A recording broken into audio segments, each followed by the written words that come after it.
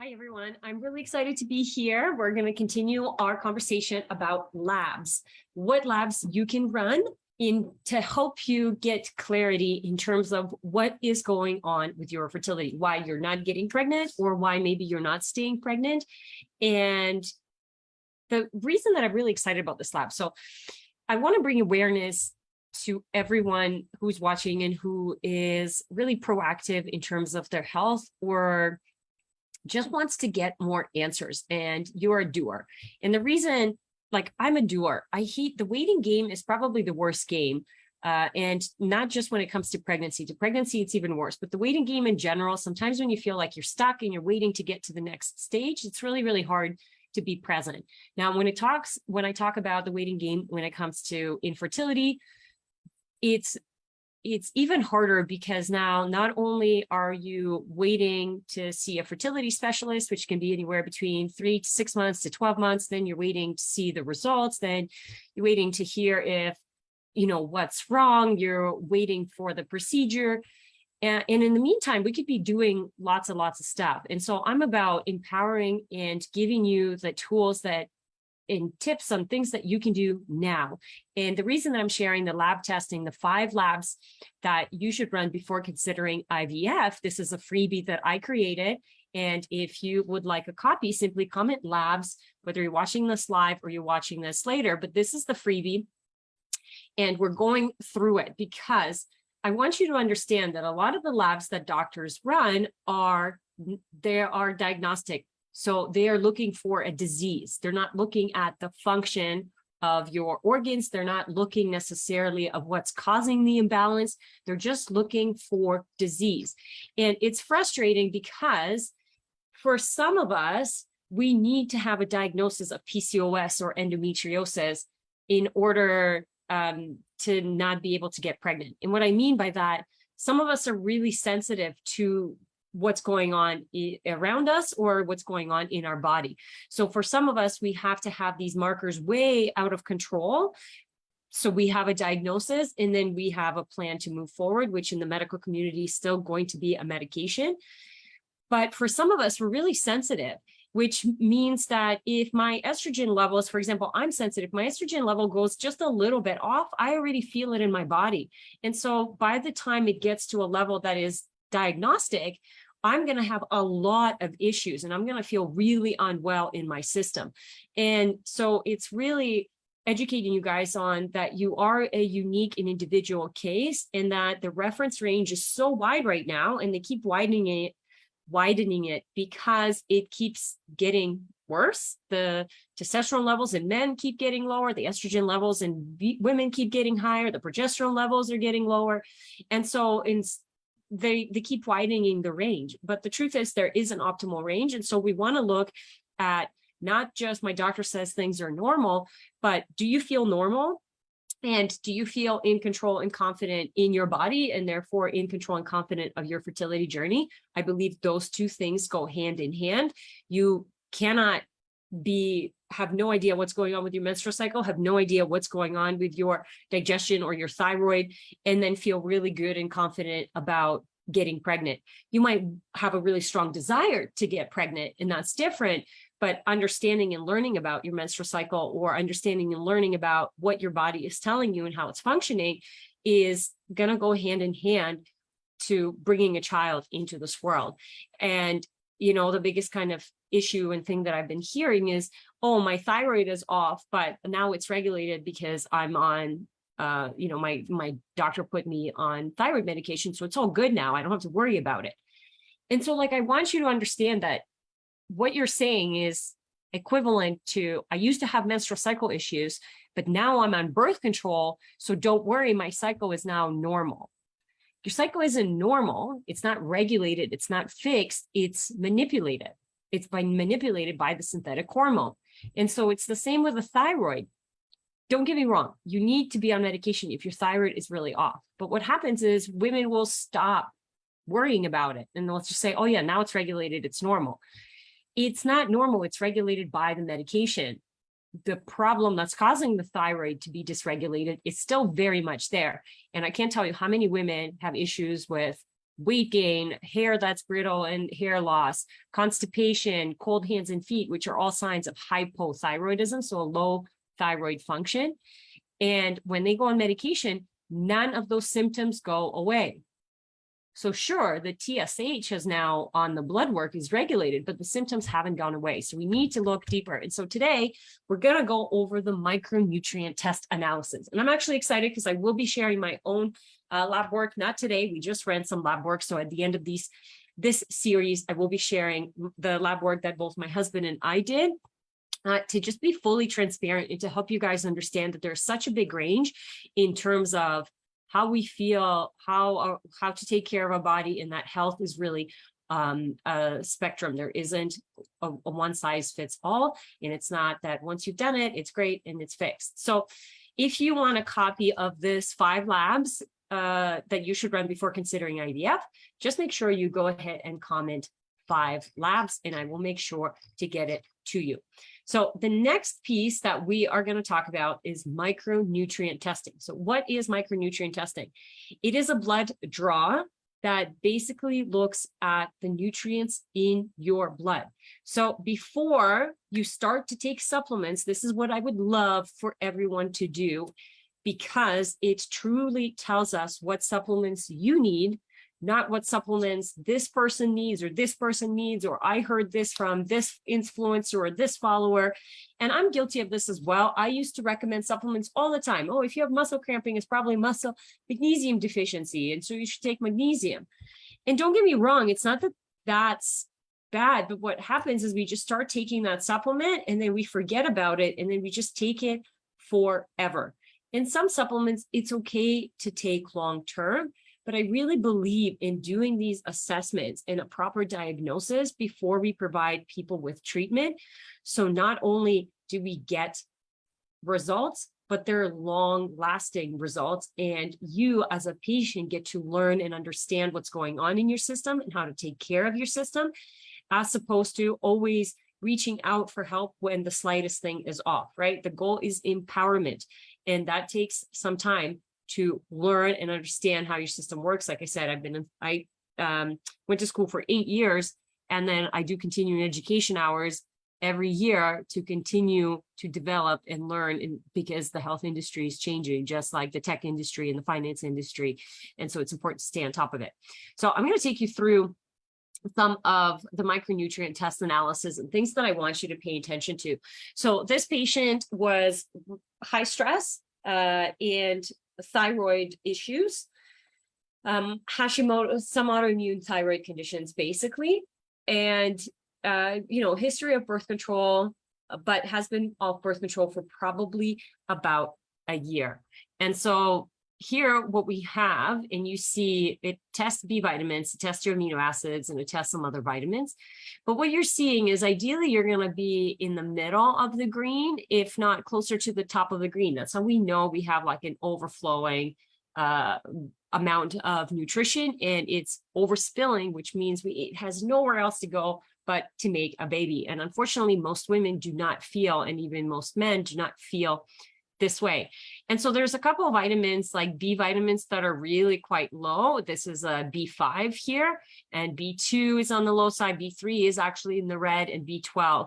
And so those vitamins typically really get depleted during stress. B12 is a big one when there is long-term low-grade inflammation or low-grade infection, iron deficiency anemia, B12, sorry, not iron deficiency anemia, but B12 deficiency anemia. So of course we want to supplement it, but we're going to look deeper. And what I didn't, the deeper tests are more like the gut analysis. So looking into how you're absorbing those nutrients, and then also environmental toxins to see what is depleting those nutrients. So to preface it again, micronutrient testing analysis allows us to see what nutrients you have in your blood right now, this moment in time. It does not tell us why you have those deficiencies. So we always want to look at the what and the why. The what allows us to support you this moment in time. So you have more energy, you feel more vital, you just start to feel better. Whereas the why helps us to work on the back end stuff. So we're not dependent on those supplements for a long period of time. Again, we don't want to do the kitchen sink approach when it comes to fertility, where you're just taking everything and anything. Oh, CoQ10 and NAC and acetyl L-carnitine, and I'm taking all of this stuff without even knowing if that's really what is missing for you. And if it is missing for you, then my question is why? Why is this missing? Because truthfully, if you take that for 3 to 6 months, the quality of your eggs should be really, really great. But if you've been taking it for years and you haven't noticed any difference in terms of how you feel, and you're still getting, you know, your egg quality is still bad, whatever the testing that's coming back, then we know we're not dealing with the why. The body will always stop responding if we're not dealing with the why. So the micronutrient just tells us what's happening, and it's important to know so we can support you right there and then, but we always want to know the why. With amino acid metabolism, there's a couple that are low, but choline is super, super important for nervous system development. It's super important for liver, right? For fatty liver, for liver function and bioproduction and detoxification.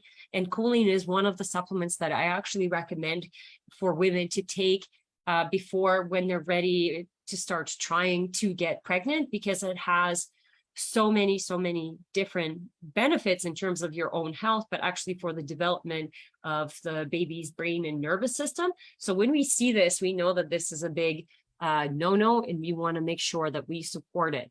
Carnitine is a big one for supporting the quality of the eggs. Vitamin D deficiency, that's really common. And this test is testing in the white blood cell. So this is kind of your nutrient analysis over the last 6 months, as opposed to, you know, what's happening this moment in time. So it shows us longer term patterns, you know, some zinc and copper, calcium, some minerals that are basically just deficient and we need to address. The other, and this is a different view of it, if you will. So we already talked about the B vitamins, the aminos, and then you also look at antioxidants. So we talked about thyroid issues. Selenium and vitamin E are both on the low side. And we also said that zinc was on the lower side. It's not super low, but it's on the lower side. And those things are really, really important for thyroid function. So we know that this person will actually benefit a lot from having some vitamin E and selenium supplementation. Vitamin C is another one that's important for not just immune system function, but for production of the thyroid hormone. And then you see like CoQ10, it's in the green, but it's barely in the green. And so if we want to optimize our chances, we're going to look into doing some antioxidant support. And of course, we did a gut function analysis as well, because there's no point of taking all of these supplements if your gut isn't working well. We want to assess the gut. This is a gentleman who has lower testosterone, who has difficulty losing weight. And typically when we see a lower motivation or weight gain around the hips and the chest area, lower libido, this is going to happen with men. And so it's going to impact their sperm quality. A lot of the times people say, oh yeah, your sperm quality is fine. But remember that range is really wide. And when we want to optimize our chances, we need to tighten the gap. So we're not just looking at, oh, whatever, it doesn't matter, everything is, it's all good, we got passed with clear colors. It's like, did it, or is it just right on the edge? And that's really important to know. So B3 is really important for carbohydrate metabolism. That obviously is important for insulin resistance and weight loss. Again, we're seeing B12, we're seeing B5, which is stress, and B2 is a detox. Again, we're seeing choline that's low, but we're seeing some antioxidants that are low, which are just going to impact the quality of the sperm as well. Vitamin D3, that's probably one of the more common ones that I see that's low. And then we see vitamin C on the low side, vitamin E on the low side. You know, it's and you can actually see how the glucose metabolism is working, which is fine. But when we don't necessarily have to see a bunch of red, right? We just have to see where's the weakest link and what things are not working. Because what happens is the body doesn't just work with one nutrient at a time. It needs all of the nutrients to do its function. And so if it doesn't have enough of a certain nutrient, the enzyme is not going to turn on, and that mechanism is not going to turn on, whether it's to produce energy, to metabolize fat, to detox, whatever. And so the body would just sit there and wait until you give it that nutrient. And so even though you have enough cysteine, but you don't have enough vitamin C, it's like we can't make glutathione, or we can't make this enzyme until this other vitamin pulls up. So it's important to get a good look on all of it. And then this is a recurrent pregnancy loss case. Now, sometimes we see amino acids and we see antioxidants, and sometimes it's good to see what we are doing well. So it's important not just to like beat you down during the lab testing, but also what are the things that we are doing well. And so we're seeing that amino acid metabolism here is doing really, really well. But we're seeing, if you look at the ranges, they're really wide. And so even though sometimes it looks like, oh my goodness, everything is in the green, if you look closely, a lot of the stuff is really close to the bottom range of the range. So everything is just on the lower side. And so you're still going to experience those symptoms, because we don't want to be on the low side of the green. We want to be in the middle. It's like the low side of the green is the minimum acceptable range. And we want to be a little bit higher than that if we can. And then you're going to see, again, you see everything in the green, but we're going to be really careful, and we're going to look, oh, vitamin A is at 45.5 and the minimal range is 40 to 155. That's low, right? And that's the same for the B1 and B2. And you look at B3, B6 is really close. You want to vitamin C, vitamin D3. So we're going to look way more carefully. And then you actually see that folate really low. And so when folate is low and you're experiencing recurrent pregnancy loss, we most definitely need to be supplementing, and probably supplementing much higher than what is in a prenatal. So she has already been taking a prenatal, but obviously it's not enough. And so it's important to see that. And then the last thing that they added on, this is a newer version of the test that I'm sharing with you, is fatty acids. And fatty acids are obviously really, really important for the development of the brain, of the nervous system. Basically, every single cell has fat, right? Cholesterol. So cholesterol isn't bad. We just want the right cholesterol. We want more of the EPAs and DHAs versus the omega-6s. And omega-6s are more found in processed food and even conventionally grown meat. And we're seeing that is on the higher end because this ratio, the arachidonic acid, is more inflammatory. We're seeing that that ratio is off. And so really we need to up our omega-3s and decrease our omega-6s. So I hope you guys found this information helpful. I'd love for you to comment below and tell me what was the most interesting thing that you've learned. If you would like a copy of the 5 labs, just comment 5 labs. Otherwise, thanks so much for being here. I'm looking forward to seeing you next week. Next week, I believe we are talking about environmental toxins. So when I break down the labs, it comes down to what's going on versus why it's going on. The micronutrient test was very much about what is going on in the system. And then the environmental toxins is very much about why. And now that I'm talking about it, it might be the thyroid. You have to wait and see to see what we're going to talk about. But thanks so much for being here. Let me know if you have any questions in the comments below, and I'll see you soon. Bye-bye.